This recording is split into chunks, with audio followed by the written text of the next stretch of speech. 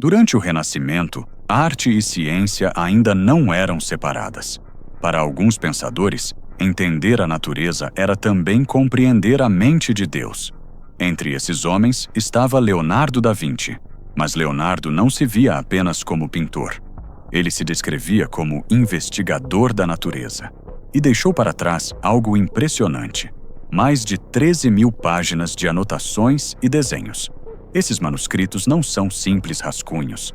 Eles são um registro de uma mente tentando decifrar a estrutura da realidade. Mas existe algo estranho nesses documentos. Grande parte deles foi escrita de forma incomum. Leonardo escrevia da direita para a esquerda, usando escrita espelhada.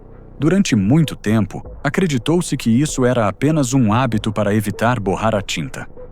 Mas alguns historiadores levantam outra hipótese. Talvez Leonardo estivesse tentando proteger certas ideias.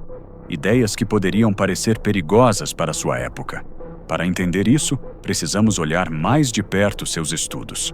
Leonardo desenhou músculos, ossos, órgãos e até o funcionamento do coração. Mas ao observar esses desenhos, pesquisadores modernos perceberam algo curioso. Leonardo não registrava apenas a forma.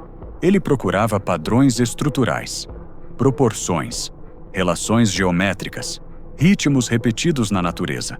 Ele estudava o crescimento das plantas, o fluxo da água, a forma das ondas, a estrutura dos redemoinhos, e em vários desses desenhos aparece algo recorrente: curvas, espirais, movimentos que lembram padrões matemáticos naturais.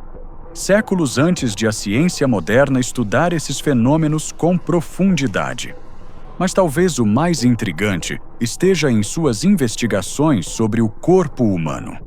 Leonardo acreditava que o corpo era um microcosmo do universo, um reflexo em pequena escala das mesmas leis que governam o cosmos. Essa ideia aparece claramente em um de seus desenhos mais famosos, o Vitruvian Man. À primeira vista, parece apenas um estudo anatômico, mas o desenho é muito mais do que isso. Ele combina duas formas fundamentais da geometria: o círculo e o quadrado. Na tradição filosófica antiga, o quadrado representava a Terra, o círculo representava o céu. Leonardo estava ilustrando uma ideia antiga: o ser humano como ponte entre o mundo material e o cosmos. Mas há outro detalhe que muitos ignoram. Se você analisar cuidadosamente as proporções usadas nesse desenho, elas revelam relações matemáticas extremamente precisas. Relações que aparecem repetidamente em arquitetura, arte e natureza. Isso levanta uma pergunta intrigante. Leonardo estava apenas ilustrando conceitos clássicos? Ou estava tentando mapear um código estrutural presente na natureza? Essa obsessão por padrões aparece em muitos de seus cadernos.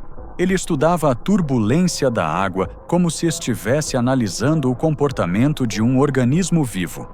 Observava o crescimento das árvores tentando entender suas proporções internas.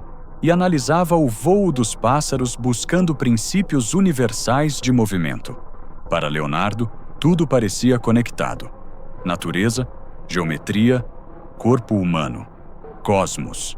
Tudo seguindo algum tipo de ordem invisível. Mas existe algo ainda mais intrigante. Alguns estudiosos afirmam que muitos dos manuscritos de Leonardo ainda não foram completamente interpretados. Alguns estão fragmentados. Outros são difíceis de decifrar por causa da escrita espelhada. E alguns parecem conter ideias que estavam muito à frente de seu tempo. Ideias sobre hidráulica, aerodinâmica, estrutura da matéria, e até conceitos que lembram princípios modernos da física. Se isso for verdade, então talvez Leonardo não estivesse apenas registrando observações. Talvez estivesse tentando responder uma pergunta muito mais antiga. Se o universo realmente possui uma estrutura matemática, será que essa estrutura pode ser descoberta pela observação da natureza? Leonardo acreditava que sim. Ele escreveu certa vez: a natureza é cheia de razões que nunca foram experimentadas. Em outras palavras, a natureza contém respostas que ainda não aprendemos a enxergar. Mas isso nos leva a uma questão ainda mais intrigante. Se padrões matemáticos aparecem na natureza e também aparecem na arte, na arquitetura e no corpo humano, então talvez não estejamos apenas observando coincidências. Talvez estejamos observando a linguagem estrutural da realidade. E alguns pensadores acreditam que essa linguagem pode ser descrita por apenas 3 palavras: energia, frequência e vibração. Palavras frequentemente associadas a um inventor que viveu séculos depois de Leonardo. Um homem obcecado por entender a energia invisível do universo. Seu nome era Nikola Tesla, e ele acreditava que compreender essas 3 ideias poderia revelar os segredos mais profundos da natureza.